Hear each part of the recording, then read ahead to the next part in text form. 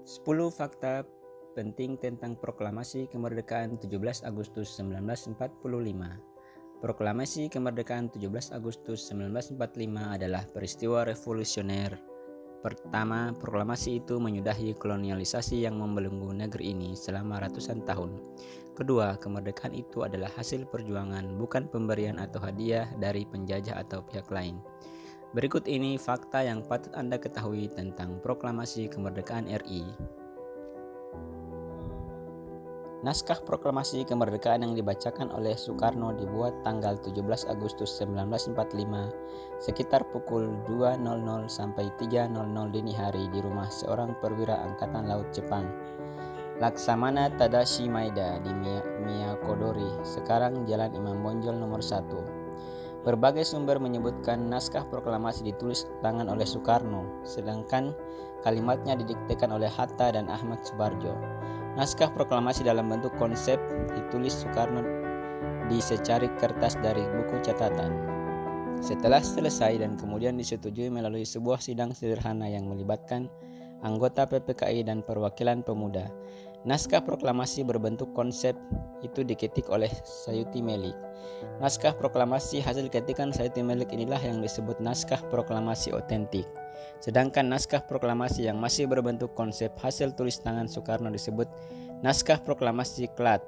Konon, setelah diketik ulang oleh Sayuti Melik, naskah proklamasi itu langsung dibuang ke tong sampah di rumah Laksamana Maeda. Beruntung naskah tersebut diselamatkan oleh BM Diah. 2. Pada awalnya, Hatta mengusulkan agar penandatanganan naskah proklamasi adalah semua yang hadir dalam penyusunan naskah proklamasi, yaitu sebagian anggota PPKI dan perwakilan pemuda. Ide Hatta ini mengikuti Deklarasi Kemerdekaan Amerika Serikat. Usul tersebut disetujui oleh Soekarno, tetapi ditolak oleh Soekarni, seorang tokoh pemuda. Dia mengusulkan agar naskah proklamasi itu cukup ditandatangani oleh Soekarno dan Hatta atas nama rakyat Indonesia. 3. Proklamasi kemerdekaan awalnya direncanakan dilakukan di lapangan Ikada, Jakarta. Penunjukan tempat ini sesuai dengan keinginan dan rencana yang disusun oleh kelompok pemuda. Tetapi Soekarno menolak rencana itu. Ia berpendapat proklamasi kemerdekaan yang dilakukan di lapangan umum dan berbentuk rapat umum bisa menimbulkan salah paham dan bentrokan antara rakyat dengan penguasa militer Jepang. Soekarno sendiri menginginkan agar proklamasi kemerdekaan ini dilakukan di halaman rumahnya di Pegangsaan Timur 56. Usul Soekarno tersebut disetujui. Upacara proklamasi kemerdekaan tanggal 17 Agustus 1945 berlangsung sangat sederhana. Tidak ada protokol. Ditunjuk sebagai panitia adalah Suwirjo, wakil wali kota Jakarta saat itu, dan Dr. Muwardi. Menurut Soekarno dalam autobiografinya, Bung Karno penyambung lidah rakyat Indonesia. Mikrofon atau pengeras suara yang dipakai untuk upacara itu dicuri dari stasiun radio milik Jepang. Bendera merah putih yang dikabarkan adalah hasil buah tangan Fatmawati, sedangkan tiang bendera berasal dari batang bambu yang diambil dari belakang rumah Soekarno. Sebelum membacakan naskah proklamasi kemerdekaan, Soekarno menyampaikan pidato singkat. Setelah itu, ia membacakan naskah proklamasi kemerdekaan. Upacara proklamasi berlangsung pukul 10.00 pagi, sedangkan versi lain menyebut bahwa pukul 11.30 waktu Nippon. Usai pernyataan proklamasi kemerdekaan, Latif Hendra Diningrat, seorang anggota PETA, menggerak bendera merah putih di tiang bambu, lalu semua yang hadir menyanyikan lagu Indonesia Raya. 5. Pada saat upacara proklamasi kemerdekaan, Soekarno sedang diserang penyakit malaria. Saat itu bulan Ramadan, karena sedang sakit, Soekarno tidak berpuasa, kendati sempat makan sahur beberapa jam sebelum upacara dimulai. Sedangkan Bung Hatta makan sahur di rumah Laksamana Maeda. Usai upacara proklamasi kemerdekaan, Soekarno yang sakit kembali ke kamar tidurnya. 6. Usai upacara proklamasi, datang 5 orang ofisir Jepang. Versi lain menyebutnya juga 3. Mereka menyampaikan perintah Gunseikan atau kepala pemerintah militer Jepang yang melarang Soekarno menyatakan proklamasi kemerdekaan. Tetapi proklamasi sudah selesai dilakukan. Untuk mencegah hal-hal yang tidak diinginkan, barisan pelopor yang menjaga rumah Soekarno langsung mengepung mereka dengan melotot dan bersenjatakan golok dan bambu runcing.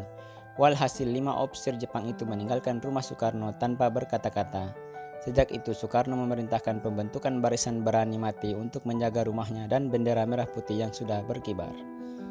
7. Dokumentasi upacara proklamasi kemerdekaan tidak begitu baik. Latif Hendradiningrat yang ditugaskan menghubungi Sutarto dan Nippon Eigasha, perusahaan film Jepang, lupa menjalankan tugasnya. Beruntung ada Mendor bersaudara, Franz dan Alex Mendor. Saat itu Franz bekerja sebagai fotografer di harian Asia Raya, sedangkan Alex bekerja di kantor berita Domei. Itu pun hanya 3 kali jepretan saat Soekarno membacakan naskah proklamasi, saat pengibaran bendera dan foto massa yang menyaksikan upacara. Tidak ada rekaman suara atau gambar bergerak yang mengabadikan kejadian bersejarah itu. Adapun rekaman Soekarno membacakan naskah proklamasi kemerdekaan seperti yang sering diperdengarkan saat ini, bukanlah rekaman suara Soekarno saat membacakan proklamasi 17 Agustus 1945. Itu adalah suara asli Soekarno yang direkam tahun 1951 di Radio Republik Indonesia atau RRI untuk kebutuhan dokumentasi. 8. Penyebaran berita proklamasi kemerdekaan dilakukan secara cepat, sembunyi-sembunyi. Semua kantor berita dan radio masih di bawah kendali Jepang dan meluas. Pada awalnya, pemuda berusaha mengambil alih kantor radio Hosho Kyoku atau sekarang RRI, tetapi tidak berhasil. Kemudian atas perintah Adam Malik, pemuda yang bekerja di Domei, sekarang antara naskah proklamasi berhasil disiarkan melalui kawat Morsecast oleh kantor berita Domei. Siaran melalui kawat itu dilakukan oleh makronis atau operator radio WUA dan diawasi oleh Markonis Sugiarin. Berita itu berhasil ditangkap di San Francisco, Amerika Serikat dan Australia. Selain itu, pada pukul 19.00 malam, Yusuf Foroni di Puro berhasil menyiarkan teks proklamasi melalui radio Yohoso Kyoku. Penyebaran berita proklamasi juga dilakukan melalui mulut ke mulut, selebaran, teriak-teriak dan lain-lain. Juga melalui graffiti action di tembok-tembok, tram kota, gerbong-gerbong kereta api, dan lain-lain. 9. Selain naskah proklamasi yang dibuat oleh Soekarno-Hatta, ada juga naskah proklamasi yang dibuat oleh Syahrir. Begitu mendengar kabar kekalahan Jepang, pada tanggal 14 Agustus 1945, Syahrir dan Hatta menemui Soekarno. Saat itu Soekarno berjanji akan mengumumkan proklamasi kemerdekaan pada tanggal 15 Agustus 1945 setelah pukul 17.00 sore.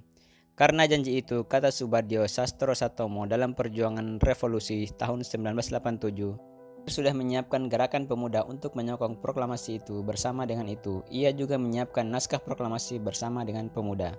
Sayang, Soekarno tidak kunjung memproklamirkan kemerdekaan pada tanggal 15 Agustus itu. Naskah proklamasi Syahrir, seperti dikutip Rudolf M. Razek dari wawancara dengan Syahrir, itu ditulis sepanjang 300-an kata. Isinya tidak anti Jepang maupun anti Belanda, tetapi lebih menggambarkan penderitaan rakyat Indonesia di bawah kolonialis Jepang dan bahwa rakyat Indonesia tidak ingin jatuh ke kolonialis yang lain. 10. Keinginan Syahrir akan proklamasi diumumkan tanggal 15 Agustus 1945 ternyata dilakukan oleh Dr. Sudarsono di kota Cirebon, Jawa Barat. Dr. Sudarsono adalah anggota gerakan bawah tanah yang dekat dengan Syahrir. Upacara proklamasi oleh Dr. Sudarsono itu dihadiri oleh 150-an orang, tetapi naskah proklamasi yang dibacakan oleh Sudarsono itu tidak jelas dan tidak diketahui hingga kini.